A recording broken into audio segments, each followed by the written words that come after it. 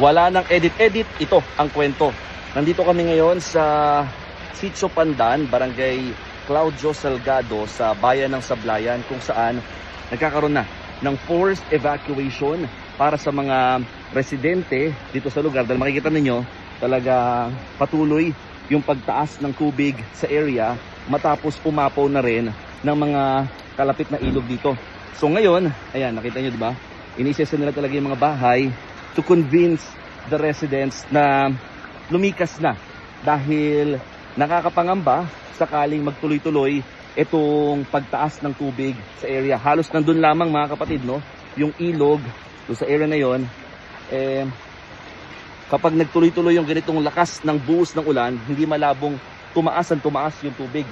I just don't know kung hanggang anong part ng katawan umaabot yung tubig dito, pero ang initial info umaabot ang hanggang lampas tao ba? O ayun, lampas tao daw dito sa area. So ayan, kinakausap nila yung mga residente dito sa lugar. Try natin, no? So magmula kagabi hanggang sa mga oras na ito, wala hong tigil ang buhos ng ulan dito sa area. Makita nyo sa loob, talagang pinasok na rin ho yung mga bahay dito sa lugar, no? Nawala si ate. Nandun pa yung mga alagang hayop, meron din dito, no? Sana isama rin sila sa paglikas kung sakasakali. Pero ngayon nasa hanggang binti na yung tubig at patuloy daw itong tumataas. At ito si nanay. Oo. Nanay, lilikas na ho kayo. Oo. Hindi naman kayo mag-stay dito. Oo, dahil hanggang gaano kataas ba inaabot yung tubig dito? Dito lang po Kanina, pero pag malakas talaga ang ulan, umaabot hanggang saan? Ayun, nandito po. Ito. Delikado na. Oo. Anong ginagawa ninyo?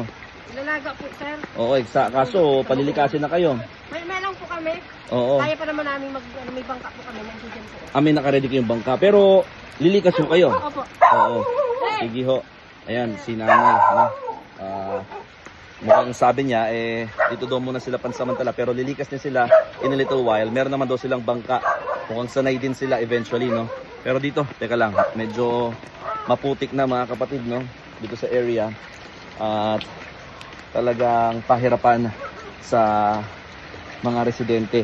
Ang sinasabi kasi ng mga authorities, gusto na nila talagang maglikas, no? Dahil mahirap daw mag-rescue eventually kapag mismo mga rescuers na ang malagay sa alanganin.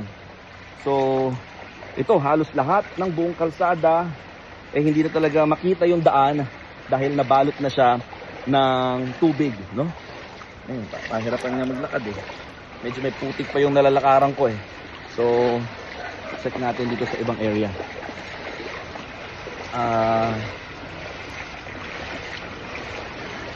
Ano sir, may mga lumikas? Meron.